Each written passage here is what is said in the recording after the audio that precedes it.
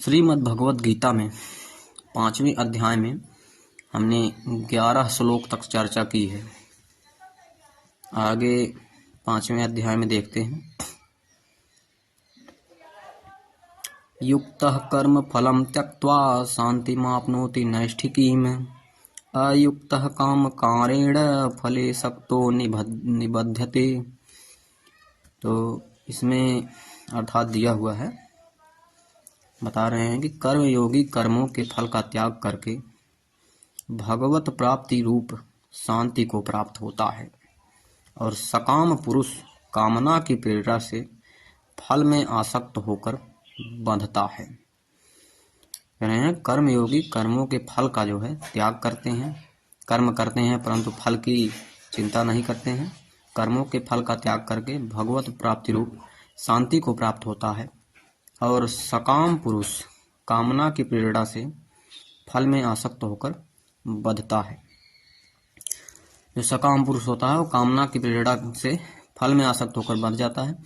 सर्वकर्माणि मनसा सन्न्यस्यास्ते सुखम वसी नवद्वारे पुरे देहि नैव कुर्वन्न कार्यन। अंतःकरण जिसके वश में है, मनुष्य का अंतःकरण जो है जिसके वश में है, ऐसा सांख्य योग का आचरण करने वाला पुरुष न करता हुआ और न करवाता हुआ ही 9 द्वारों वाले शरीर रूप घर में सब कर्मों को मन से त्याग कर आनंद पूर्वक सच्चिदानंद घन परमात्मा के स्वरूप में स्थित रहता है। कह रहे हैं कि अंतःकरण जिसके वश में है, ऐसा सांख्य योग का आचरण करने वाला पुरुष न करता हुआ और न करवाता हुआ ही 9 द्वारों वाले शरीर रूप घर में, हमारे शरीर के अंदर 9 द्वार होते हैं।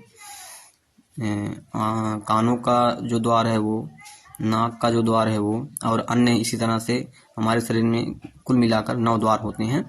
तो 9 द्वारों वाले शरीर रूप घर में सब कर्मों को मन से त्याग कर आनंद पूर्वक सच्चिदानंद घन परमात्मा के स्वरूप में स्थित रहता है। कह रहे हैं कि न कर्तृत्वम न कर्माणि लोकस्य सृजति प्रभु न कर्म फल संयोगम स्वभावस्तु प्रवर्तते। परमेश्वर मनुष्यों के न तो कर्तापन की, न कर्मों की और न कर्म फल के संयोग की रचना करते हैं, किंतु स्वभाव ही बरत रहा है। क्या कह रहे हैं कि परमेश्वर जो है मनुष्यों के न तो कर्तापन की, न कर्मों की और न कर्म फल के संयोग की ही रचना करते हैं, ये परमेश्वर नहीं करते हैं, किंतु स्वभाव ही बरत रहा है। हमारा स्वभाव ही सब कुछ कर रहा है, हमारे द्वारा ही सब कुछ हो रहा है।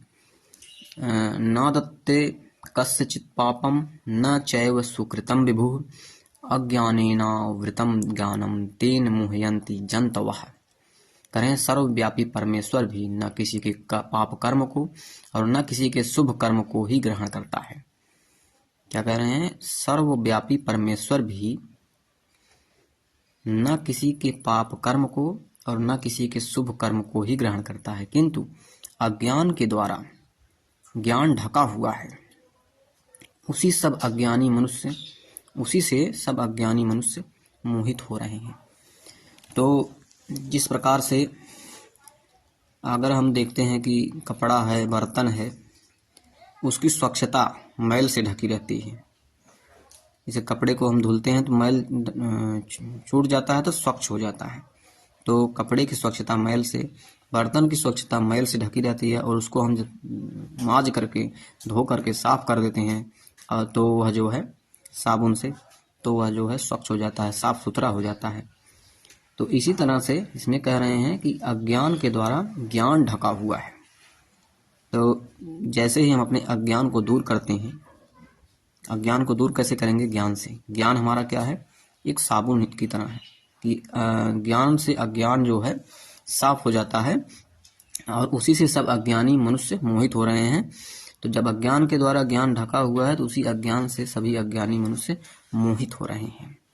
समझ रहे हैं? तो हमें क्या आवश्यकता है? हमें आवश्यकता है कि अपने ज्ञान को प्राप्त करने की और अज्ञान को दूर करने की।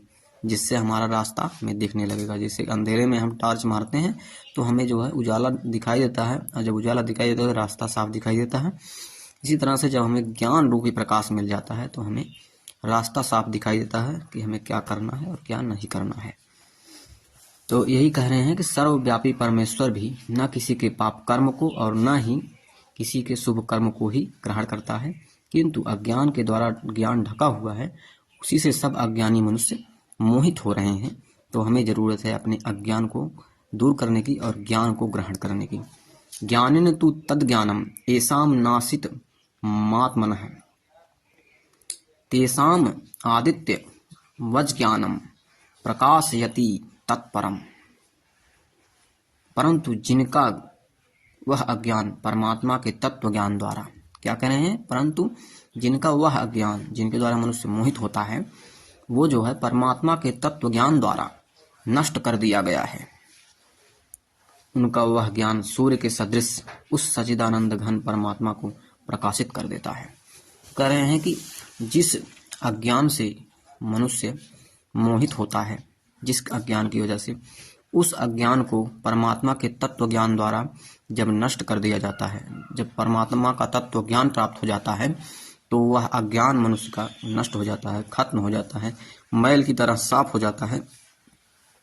और उनका वह ज्ञान, जो ज्ञान उन्हें मिलता है, परमात्मा का तत्व ज्ञान जो उन्हें मिलता है, वो जो है सूर्य के सदृश उस सच्चिदानंद घन परमात्मा को जो है प्रकाशित कर देता है।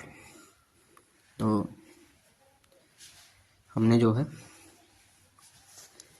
पंचम अध्याय का 12वें श्लोक से लेकर के 16वां श्लोक तक हमने आज बात की है, चर्चा की है, इस कथा को हमने किया है। इसके बाद अगले एपिसोड में हम जो है आगे 17वें एपिसोड से शुरू करेंगे। आज के लिए इतना ही। जय श्री राधे श्याम।